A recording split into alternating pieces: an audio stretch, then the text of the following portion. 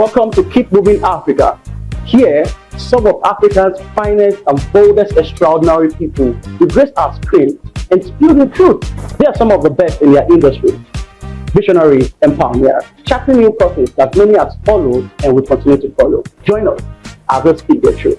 My name is Donna Duke. Hello, family. Our guest on Keep Moving Africa today is one of Nigeria's most talented artists. She's a mixed media oil painter who focuses on black portraiture and explaining black stories. For the very first time on Keep Moving Africa, let's make welcome Donna Duke. Hello, my name is Donna Duke. I'm a mixed media oil painter and I focus on black portraiture and explaining and telling black stories through my work.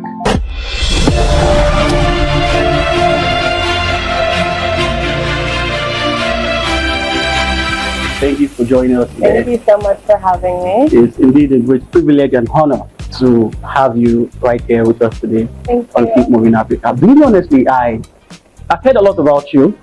I think people you've inspired as well have also reached out about you. So I believe today we will be able to know more about you today. So I might want to know, Donna, why art? Honestly, it's as simple as saying as nothing else. It's art or nothing for me. Most people who are lovers of art are actually intelligent. Not like every other people are not intelligent, but most people don't understand art. Then what really drew your attention into it, considering the fact that it's not what everyone understands? I think for me, I'm someone who really aims to understand and have a deep understanding of myself and why I'm here on this earth and why the people in my life are even here on this earth or even in my life, and why God selected them or selected us to participate on this thing called life. And I find that art, whatever type of art it has been, music, fine art, film, anything, it's the easiest way for me to understand the reason of being.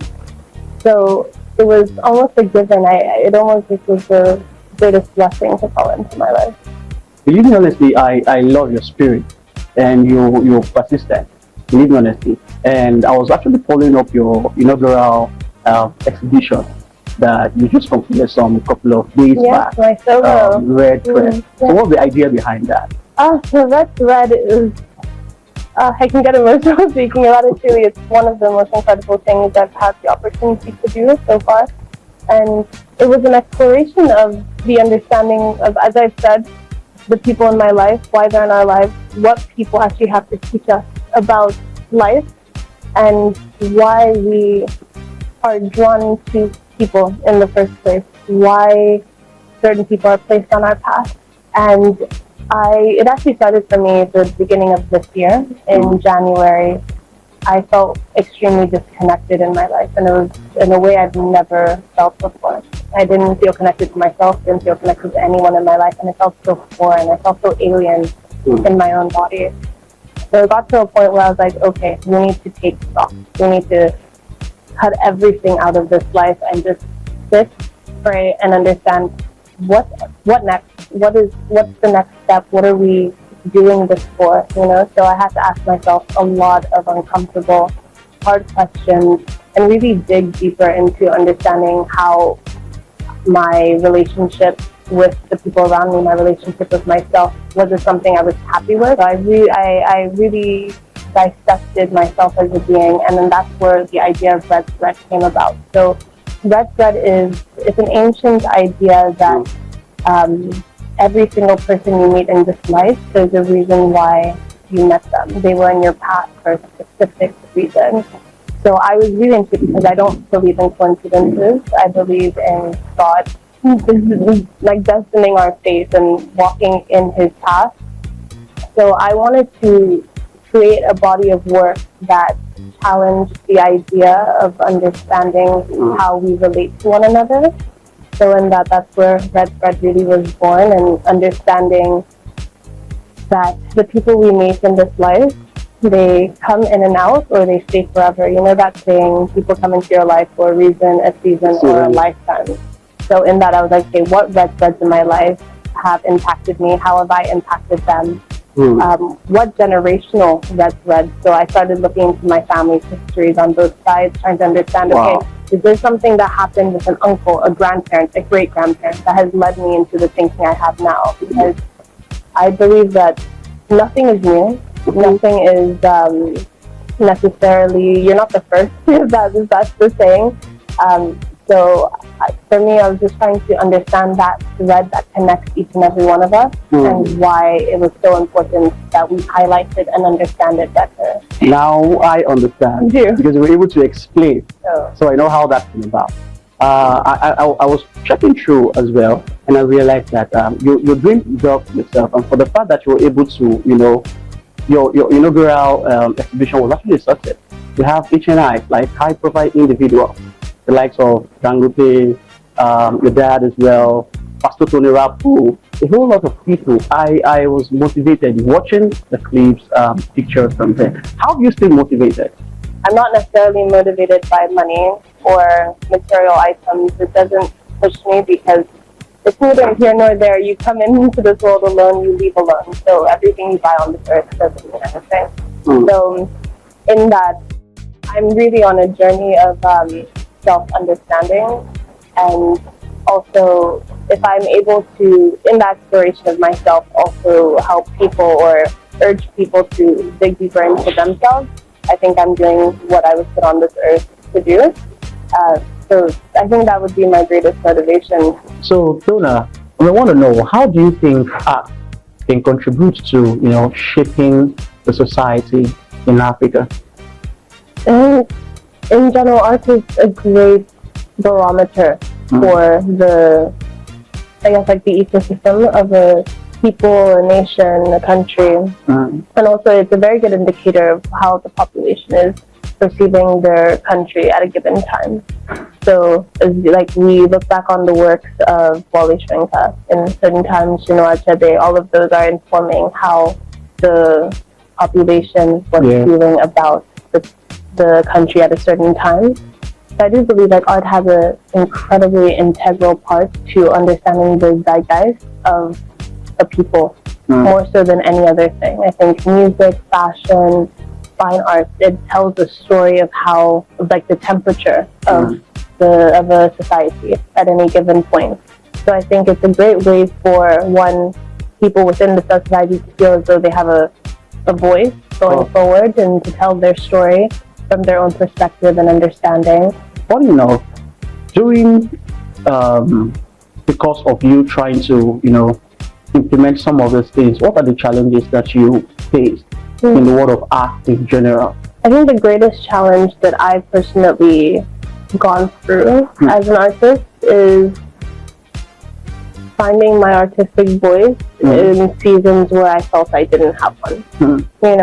So I had recently gone through a great art block. I couldn't paint for over a year. It was devastating to me personally because it stripped this sense of identity away. And I think that when it comes to a lot of artists, I think art block is not new. A lot of artists go through it, but the strength comes in being able to find your reason why. I think there's a why to everything that we do.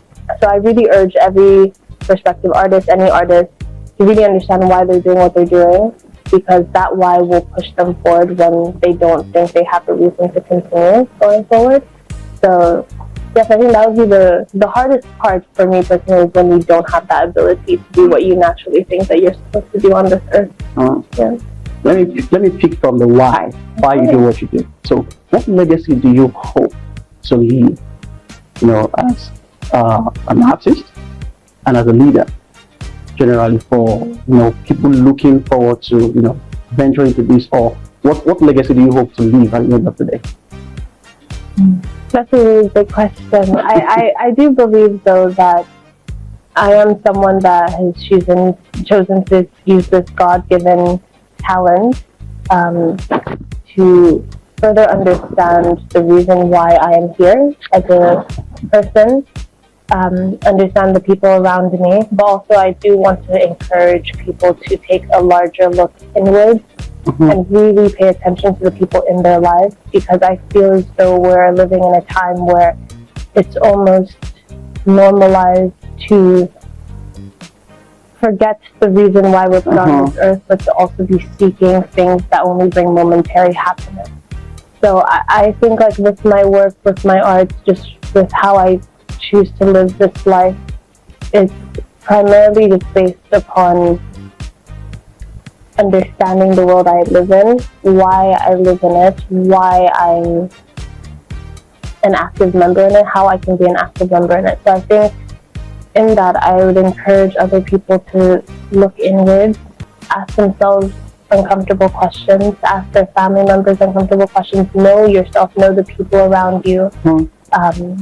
Because one, everything is finite, no one's here forever.